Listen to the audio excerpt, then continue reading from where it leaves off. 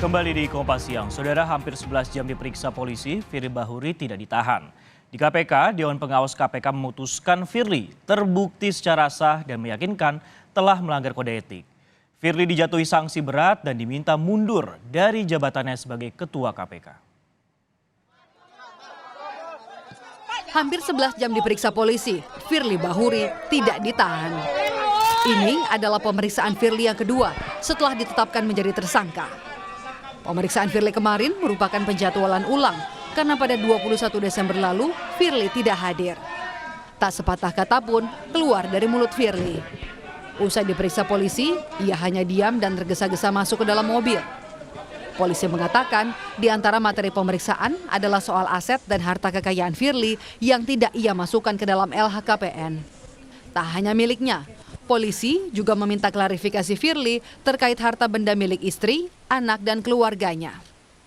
Terkait dengan harta benda tersangka serta keluarga terkait adanya aset lain atau harta benda yang tidak dilaporkan dalam LHKPN. Di antaranya aset yang berlokasi yaitu di wilayah Yogyakarta, yaitu daerah Bantul dan Sleman, kemudian juga Sukabumi, Bogor, Bekasi, dan Jakarta. Keyakinan Firly tak akan ditahan sudah disampaikan kuasa hukumnya pada Rabu pagi saat Firly mulai pemeriksaan di Bareskrim.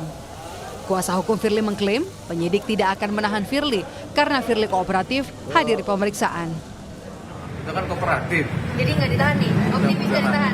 Enggak, kita kooperatif. Semua permintaan penyidik kita penuhi, kecuali kita tidak kooperatif.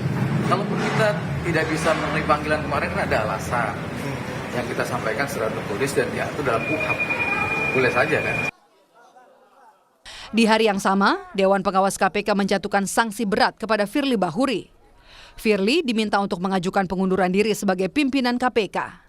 Dalam putusannya, Firly terbukti secara sah dan meyakinkan melakukan pelanggaran kode etik dan kode etik perilaku dengan melakukan hubungan langsung dan tidak langsung dengan Syahrul Yassin Limpo yang perkaranya sedang ditangani KPK.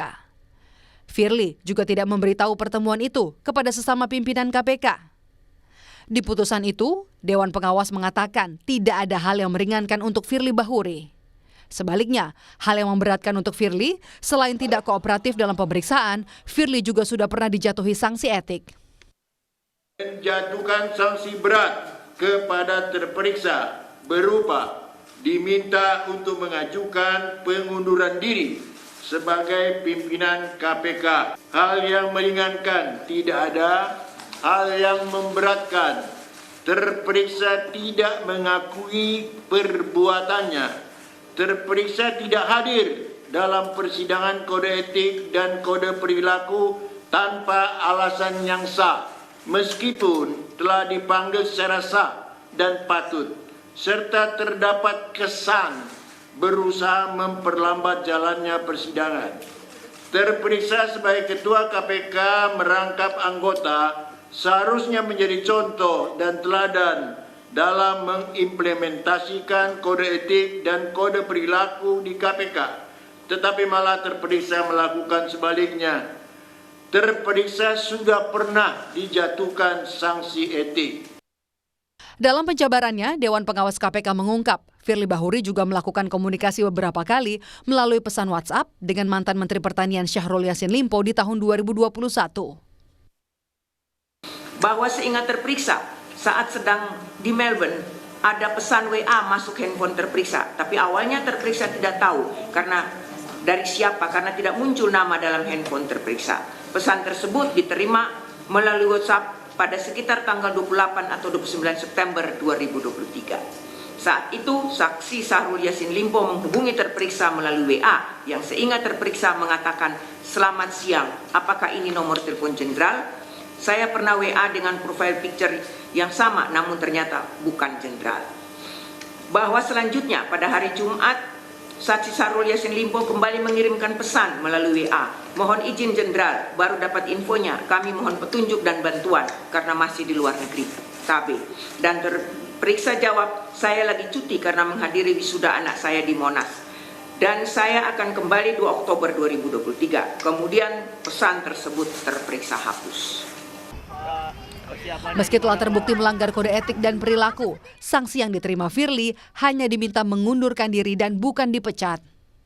Hal ini membuat Koordinator Masyarakat Anti Korupsi Boyamin Saiman tak puas dengan putusan Dewas KPK. Putusan tadi diminta mengundurkan diri, memang ya kita tidak puas. Mestinya ini ditambahi, diminta mengundurkan diri dan merekomendasikan pada Presiden untuk diberhentikan dengan tidak hormat.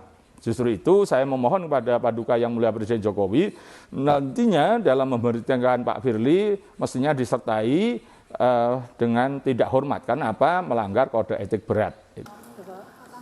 Firly sudah mengajukan surat pengunduran dirinya kepada Presiden sebanyak 2 kali. Surat pertama yang diajukan harus direvisi karena dalam surat Firly menuliskan berhenti bukan mengundurkan diri. Sehingga surat itu tidak bisa ditindaklanjuti. Firly pun kembali mengirimkan revisi suratnya pada Presiden 23 Desember kemarin. Keterlibatan Ketua Lembaga Anti Rasuah terkait perkara korupsi memang tak bisa dianggap pelanggaran sepele. Apalagi selain pelanggaran etik, saat ini Firly masih diperiksa penyidik Polda Metro Jaya sebagai tersangka dalam kasus dugaan pemerasan terhadap mantan Menteri Pertanian Syahrul Yassin Limpo. Tim Liputan, Kompas TV.